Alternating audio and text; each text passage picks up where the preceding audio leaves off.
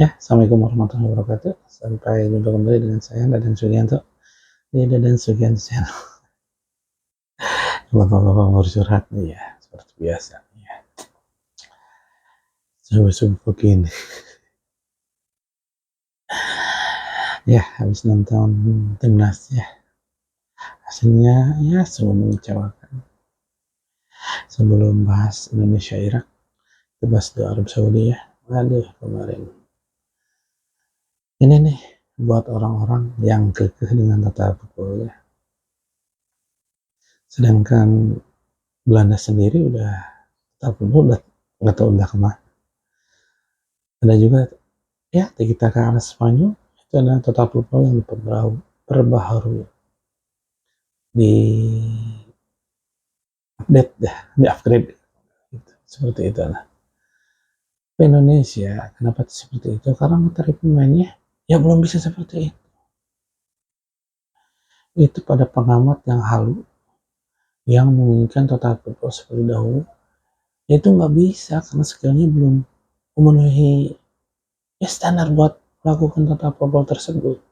Bisa mungkin tapi dengan lawan yang ya di bawah atau di sama, walaupun kita dipenuhi dengan pemain keturunan, tapi pemain keturunan kita adalah grade berapa. Bagaimanapun kita harus tahu diri, lawan Arab Saudi kekeh dengan back 4-nya.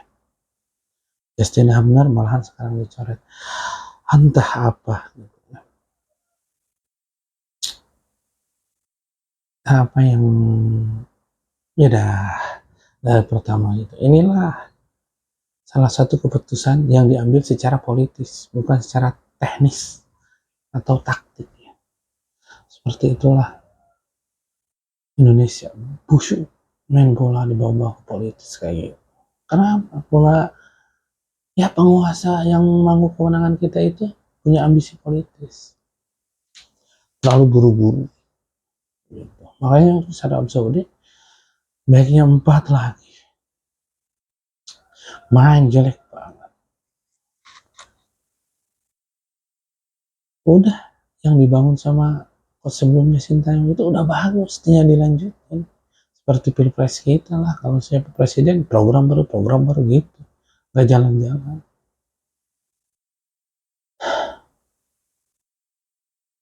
Kecewa, sedih.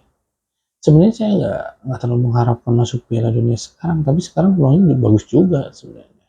Pengen ya udah 2030, progres aja dulu, pelan, sabar. Tapi ya yang punya pengen buru-buru, tapi bukan secara teknis, tapi politis. Karena dia targetnya mungkin 2029. Karena masih muda, tenang aja dulu. Nggak tahu ini orang yang di sekelilingnya, pembisik setannya itu. Dan tayang dipecat. Ya mafia bola ketawa. Sekarang pun mafia bola ketawa. Seneng. Mereka nggak punya nasionalisme. Mereka nggak peduli Indonesia sepak bolanya maju. Itu Arab. Pelatih. Ada bukan. Aduh, Patrick Kluivert cuma namanya aja yang gede. Prestasi mungkin iya. Cuma sekali itu juga kebetulan. Kalau menurut saya dia cetak gol lawan AC Milan di Liga Champions. Kesananya gimana coba? Pemain yang tidak stabil.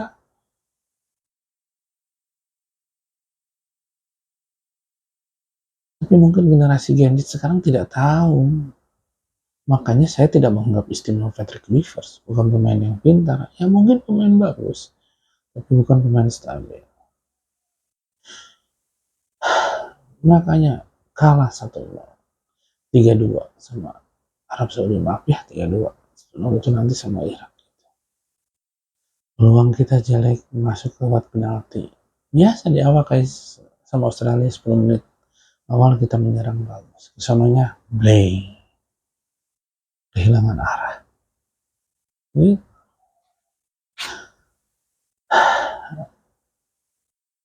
masa ya jadi kitanya jelek cermin dibelah seperti itu kapan itu ya hiasannya gitu. Ya bukan begitu, kita itu harus tahu diri.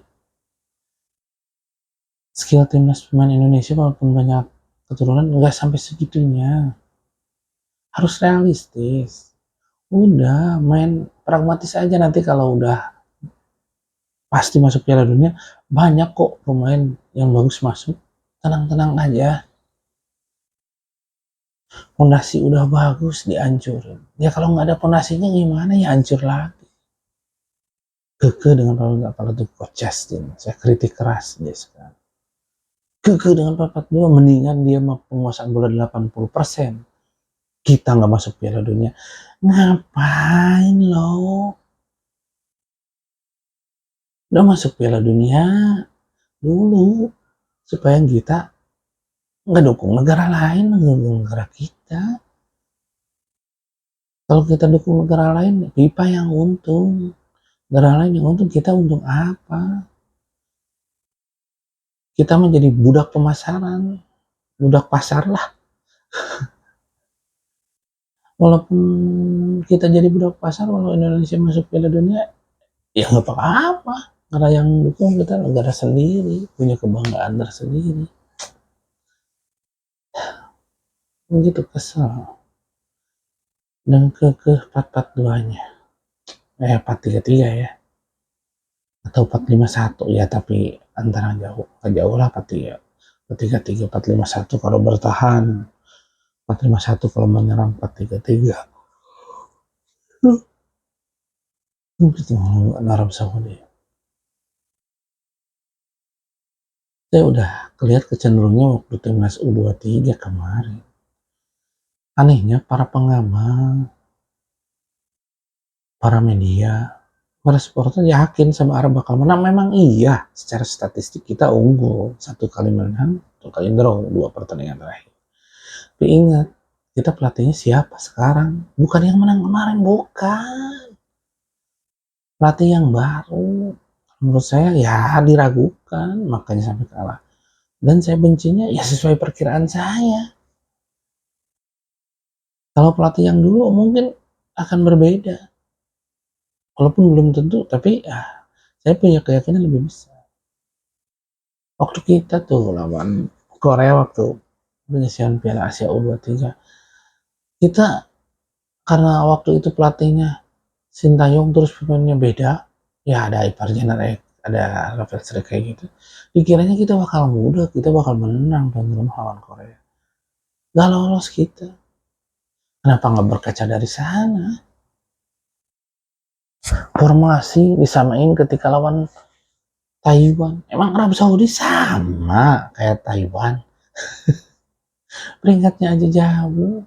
Bukan menganggap remeh ya Taiwan, kalau dari sepak bola ya memang begitu faktanya.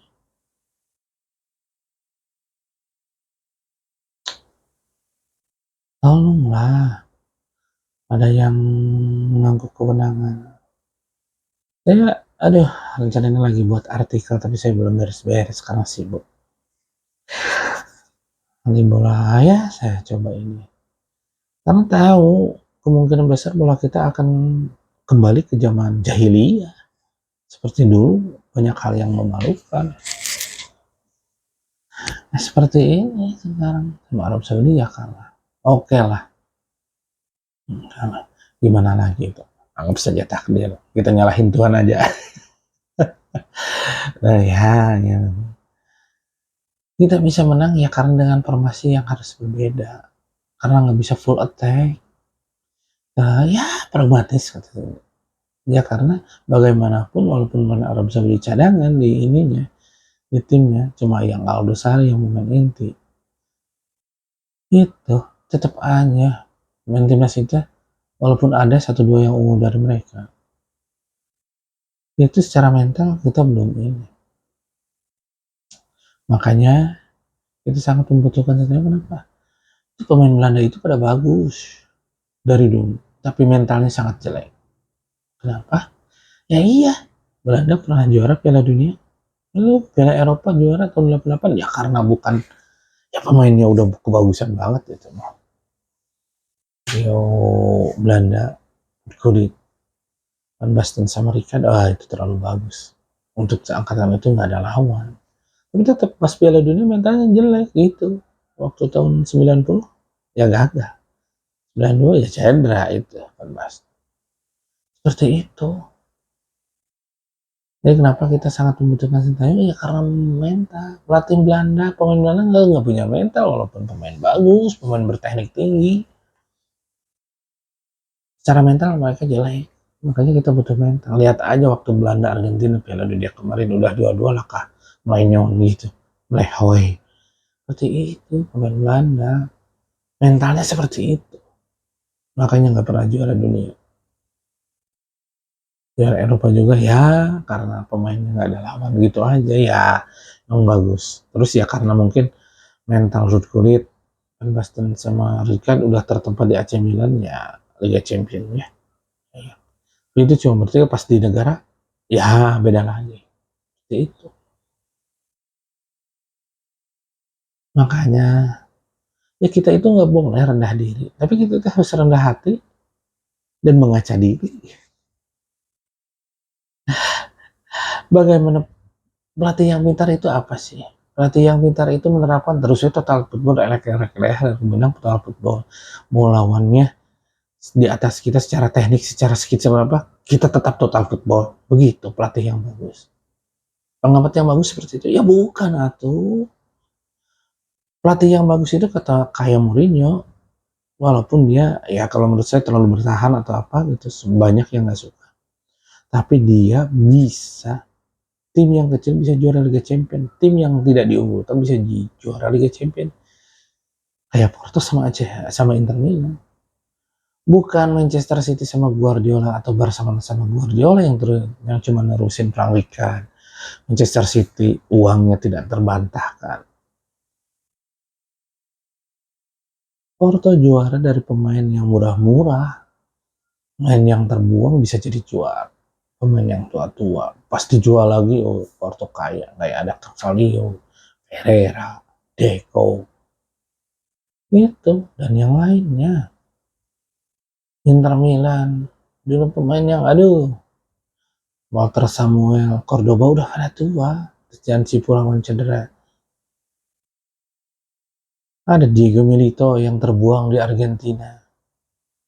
Seperti itu pelatih yang bagus, memanfaatkan potensi yang ada di tim, mengambil sesuai kebutuhan tim untuk menjadi juara, bukan total football terus kalah menerus.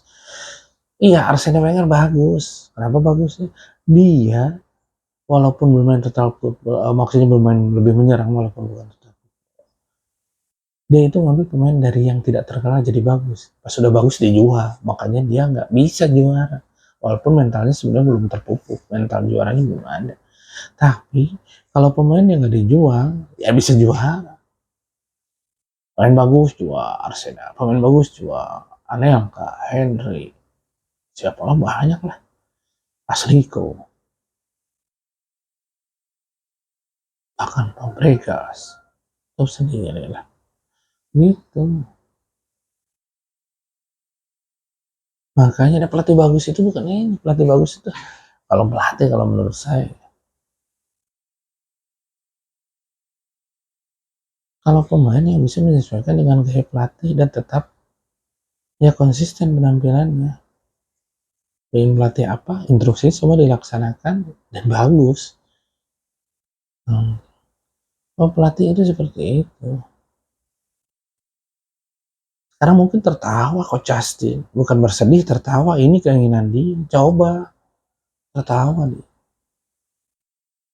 Itulah pemain Indonesia mau ya tetap boba, ini mau tetap boba gimana? Kalau pemain lawan kita di atas secara mental, secara visi bermain, secara teknis, ya malah kita keserang. Terus tadi lawan Irak saya nonton cuma 15 menit, pas kemasukan 75. Memang itu salah Perno nggak mau tackling, sebenarnya harusnya tackling biar pelanggaran, dia nggak berani. Tapi ya bukan masalah itu, misalnya dari ya saya nggak bisa nonton sebelumnya ya ada gangguan yang kalau diceritain nggak lucu lah. Saya bukan penjual konten kesedihan gitu. Seperti itu.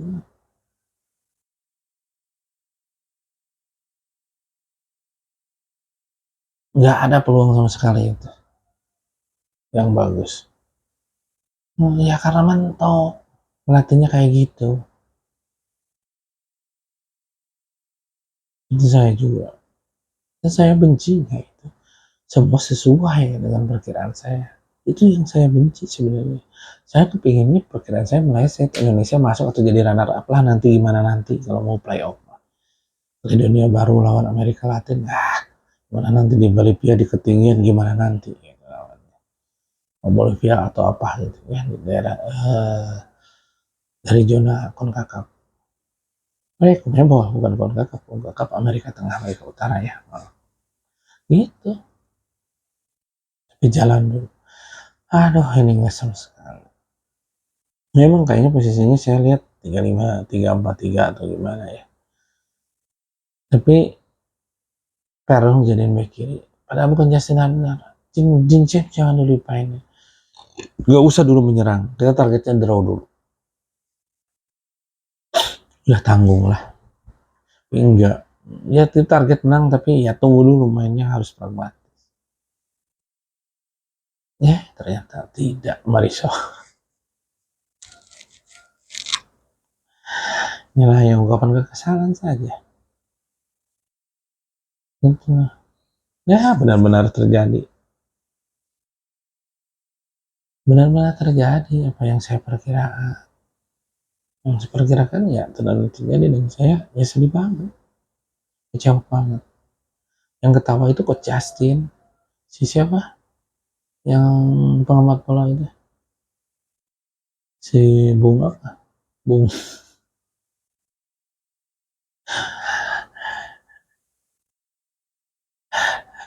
Itu. Ya, mereka ketawa. Mereka itu ada sponsornya. Pak Erik. Sebenarnya saya sebel sama Pak Erik sekarang. Dari kemarin makin mencat cintanya saya sebel. Sebenarnya saya ingin Anda dipecat. Karena Anda itu tidak mengerti sepak bola secara teknis, secara taktis itu tidak mengerti. Tapi saya pribadi, ya saya ingin Anda dipecat. Tapi secara kebutuhan sepak bola Indonesia, ya masih membutuhkan sepak bola Indonesia membutuhkan Anda untuk para fans, untuk pusat. Kenapa? Erick Thohir itu jago lobby, jago melobi. Kalau ganti ketua PSSI, ya kita melobinya agak susah. Seperti itu. Dia punya nama besar, ex pemilik Inter. Jadi para pemain keturunan mungkin bisa datang lagi. Seperti itu. Tapi untuk teknisnya, Perry jangan ulangi kesalahan sebenarnya. Jangan dengarkan orang-orang di samping. Anda masih muda, 2029 lepaskan. Kalau Anda jadi presiden, jalan Anda panjang, mungkin masih bisa ada kesempatan kalau Anda nggak mengundurkan diri atau dipecat dari ketua PSSI. Apa? Ya, Anda harus perbaiki ini. Coba pelatih yang punya mental baja, yang punya kerja keras, yang bermain lebih pragmatis saja lah, bukan main indah, bukan main indah nggak cukup kalau nggak lulus, kalau nggak lolos nggak cukup. Saja jadi penonton negara lain, pendukung negara lain. Saya mau jadi pendukung negara lain. Saya lebih dari 30 tahunan jadi pendukung negara lain, Piala Dunia. Saya ingin menunggu negara sendiri bagaimana rasanya nih. Sebelum saya mati mungkin. Iya begitu. Pada ya pecinta sepak bola Indonesia ya harus berusaha seperti itu. Tapi dengan jangan pecat Erik, tapi dengan catatan seperti itu. Singkirkan orang sekeliling Anda. Nafsu politis Anda harus Anda tahan. ingin jadi wapres atau capres harus Anda tahan 2029, jangan dulu. Kayaknya sebenarnya Prabowo sama Gibran masih naik, udah tahan dulu aja. Nanti 2034 Anda bisa jadi, ngelihat kemungkinan kalau Anda bisa capres, kalau Anda bisa jadi, kalau misalkan kemungkinan kalah sama Gibran, jadi wakil Gibran dulu aja. Kalau menurut saya, walaupun dia lebih muda, it's okay. Sama Gibran Anda jangan putus. Kalau misalkan Gibran 5 tahun kemudian, ya berarti Anda sekitar 20 tahunan lagi. Atasnya seperti itu. Sebenarnya Anda punya ini, kalau misalkan sekarang tidak menuruti orang sekeliling, mungkin kalau Indonesia lebih baik dan bisa lolos, nggak malah memecat Sintayong menggunakan buzzer apa tuh sampai dipecatnya Sintayong gitu. Mana coba yang suruh mecat Sintayong, mana manfaatnya? Apakah permainan kita lebih bagus, lebih indah walaupun kalah? Enggak, sama sekali nggak ada perbaikan, malahan hasil minor yang semua didapat gitu. Permainan tambah jelek, hasilnya tambah jelek juga. Makanya buat Pak Erik, singkirkan orang-orang sekeliling Anda, apalagi yang membisik Anda untuk capres atau cawapres di 2029. Singkirkan itu. Urus dulu, fokus dulu sepak bola Indonesia, udah. Kalau mungkin Anda punya ambisi seperti itu, ya kalau menurut saya nanti 2034 pun, kalau kata Anda, ya kalau Anda masuk 2 Piala Dunia nih, kalau Anda masih ketua PSSI, kalau Anda turun dari ketua PSSI, berarti dipecat, berarti musnah urusan itu. Anda terlalu buru-buru, padahal masih muda, masih umur 50. Ada kok yang di ini sampai 70, 60 jadi presiden. Anda terlalu muda. Anda terlalu buru-buru. Ya jadi korban apa? Sepak bola Indonesia. Korban. Walaupun saya korban sebagai pendukung timnas, tapi secara sepak bola Indonesia ya masih membutuhkan Anda. Walaupun saya secara pribadi udah sembuh. Karena Anda bawa-bawa nafsu politis Anda ke sepak bola kita. Gimana lagi? Udah. Anda mau memperbaikinya ataukah mengundurkan diri? Ya terserah Anda. Tapi kalau menurut saya, ya minta maaf. Kenapa? Karena sepak bola ini masih membutuhkan Anda. Masih membutuhkan Anda. Dengan lobbynya yang bagus, dengan nama besarnya sebagai bekas pemilik Inter Milan. Itu hubungan baiknya dengan FIFA, dengan Giovanni Infantino, kayak gitu ketua FIFA ya. Cuman ya udah, ternyata gelap lagi. Makanya saya sering bilang, yang tukang PHP itu bukan mantan timnas Indonesia. Itu ya, benci sekali ya, semua perkiraan itu benar, benci sekali saya. Itu ya, bagaimana lagi ya, mungkin seperti itu menurut saya. Untuk pada pengamat nih yang doyan total football, silakan ketawa, puasin aja ya. Anda nggak punya nasionalisme, Anda ingin tetap di Piala Dunia mendukung negara lain, ini salah Anda. Terus ya, kepada pendukung sepak bola Indonesia, jangan terlalu optimis lah ya. Optimis, jangan terlalu optimis kita akan mengalahkan Arab. Aduh, nggak semudah itu. Dikiranya Arab kita menang itu mudah ya, karena kita main di GBK, tuan rumah. Di Arab kemarin kita draw, Arab ya pertandingan pertama belum panas, sekarang udah mentalnya balik lagi. Kemarin menang gitu, Australia menang, itu menang dulu saya lupa lagi ya. Tapi ya dia terakhir penyisian dia penampilan makin membaik, seperti itu ada peningkatan. Irak padahal sedang turun, saya sebenarnya percaya bakal menang asal hadapi pelatihnya. Gitu. Kemarin malah ipar Jenner Justin Hamner dicoret. Jadi coret mungkin kalau Justin Hamner posting apa tuh di Instagram, di Twitter. Siapa? Ya kamera memang bener. Terutama Beckham sama McClock itu setahun lagi, atau Beckham setahun lagi dipanggilnya.